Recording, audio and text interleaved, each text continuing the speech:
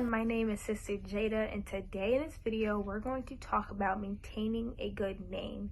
Before we actually jump into the conversation of maintaining a good name, I feel like it's important to talk about how to obtain a good name first. So as you're getting older and you're starting to mature in this truth, you have to grow, and in order to grow, you have to build your name. I'll read a quote that I came across that I felt like was great, so let me read it real quick.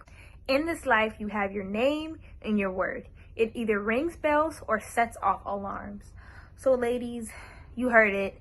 Your name is what you're known for. When people say your name, is it a good reaction or is it a bad reaction? And that leads into my first tip, is getting involved in an office. Go to your camp leader, ask him what you can do. I know a lot of young sisters get caught up in the actual responsibility and feel like, well, if I'm not part of the kitchen team, if I'm not in the kids corner doing something big, it's like, oh, I'm not really putting in work. But no, if you are simply folding a flyer that the men take out to camp to wake up the 12 tribes, you're putting in work. It's that simple. So don't get too caught up in what the responsibility is. I often think about our foremother Dorcas, and when she passed away, Dorcas had a good name. She was a seamstress. She put in so many work, point where the YDOS was crying, Peter was crying, like people were weeping for her because they had lost such a good sister because of her work. And you want people to view you the same way. So once you're involved in offices and you're slowly building that good name, now it goes into maintaining that good name, okay? And what is so important in maintaining your name is your friend group. You are going to be known by who you hang around. When people say so-and-so's name and they're like, oh, well, she's usually hanging out with them, that's going to highlight who you are as a person.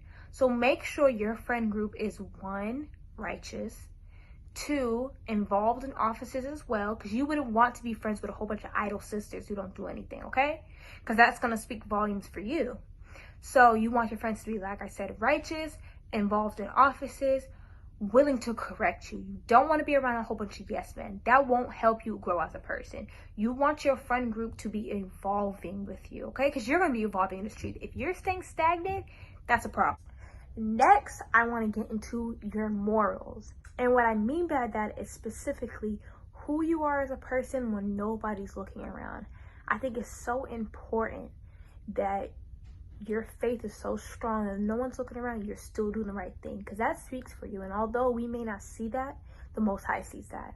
And that brings me to the example of our foremother Susanna, who was being threatened by 2 elders to commit adultery, and she chose to not sin. She said she'd rather fall in the hands of the Most High than the hands of them.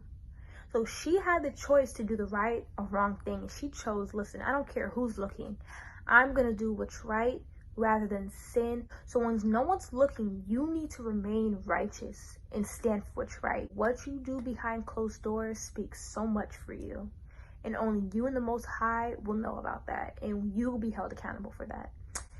That's all I have for today, though. Young ladies, stay diligent. Shalom. Oh, but first behold in your